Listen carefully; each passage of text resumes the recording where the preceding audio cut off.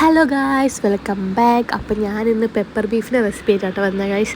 അപ്പോൾ ഫസ്റ്റ് നമുക്ക് ബീഫ് വേണം, പിന്നെ ജിഞ്ചർ, ഗാർലിക്ക്, ചെറിയുള്ളി, പിന്നെ പച്ചമുളക്, പിന്നെ ചെറിയുള്ളി ജസ്റ്റ് ഇങ്ങനെ കട്ട് ചെയ്ത് കൊടുത്തേക്കുന്നത്, പിന്നെ കറി ലീവ്സ് വേണം, വലിയ ജീരകം, ഉലുവ, സോൾട്ട്, പിന്നെ തേങ്ങ ജസ്റ്റ് കൊത്തി അരിഞ്ഞതുകൊണ്ട്, പിന്നെ ഓയിൽ, മല്ലിപ്പൊടി, മഞ്ഞൾപ്പൊടി, മുളക് പൊടി, കുരുമുളക് പൊടി.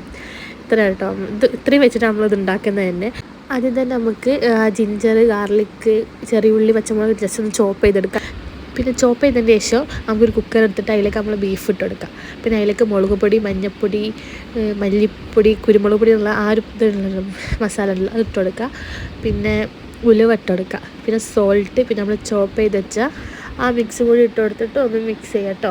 പിന്നെ അതിലേക്ക് കുറച്ച് വെളിച്ചെണ്ണയും ഇതാക്കി കൊടുക്കുക. പിന്നെ അതിൽ ഓവർ വെള്ളം ഒഴിക്കാൻ നിൽക്കണ്ട, കാരണം ബീഫിൽ നിന്ന് നല്ല വെള്ളം വരുമല്ലോ. അപ്പോൾ കുറച്ച് മാത്രം അടി പിടിക്കാണ്ടിരിക്കാൻ വേണ്ടി മാത്രം കുറച്ച് വെള്ളം ഒഴിച്ചു കൊടുക്കുക. പിന്നെ നമ്മൾ കുക്കർ മൂടിയിട്ട് വേവിക്കാൻ വെക്കാം. സാധാരണ നമുക്ക് എത്ര വിസിലാണ് നമ്മൾ എടുക്കുന്നത് അതിനായിട്ട് കുറച്ചും കൂടി ഇരട്ടിയായിട്ട് വിസിലെടുത്ത് നല്ലൊന്ന് വെന്ത് കിട്ടണം. അത് സാധാരണ വേവനായിട്ട് കുറച്ചും കൂടി നന്നായിട്ട് വേവണം. അപ്പോൾ ഗായ്സ് നമ്മളെ ബീഫ് നല്ല വെന്തിക്കണം, വെള്ളമൊക്കെ പാകിന്. അപ്പോൾ നമുക്ക് എന്തൊക്കെ കുറച്ച് ഓയിൽ ഒഴിച്ചിട്ട് അതിലേക്ക് വലിയ ജീരകം ഇട്ട് കൊടുക്കാം. പിന്നെ ചോപ്പ് ചെയ്ത് വെച്ച് കോക്കനട്ട് ഇട്ട് കൊടുക്കുന്നുണ്ട്. എന്നിട്ട് നല്ലൊരു ഒരു ബ്രൗൺ കളറായി വരുമ്പോൾ അതിലേക്ക് ചുവന്നുള്ളിയും കൂടി ഇട്ടിട്ട് നല്ലോണം വഴറ്റുക. പിന്നെ ഉപ്പ് കുറച്ച് കുറവുണ്ട്, അപ്പോൾ കുറച്ചും കൂടി ഉപ്പ് ഇട്ട് കൊടുത്തിട്ട് കേട്ടോ. പിന്നെ കുറച്ച് അതിൽ ഗരം മസാല ഉണ്ടല്ലോ അതും ഇട്ട് കൊടുത്തിട്ട് നല്ലൊന്ന് ഒരു മൊരിപ്പിച്ചെടുക്കുക നമ്മളെ ഉള്ളി.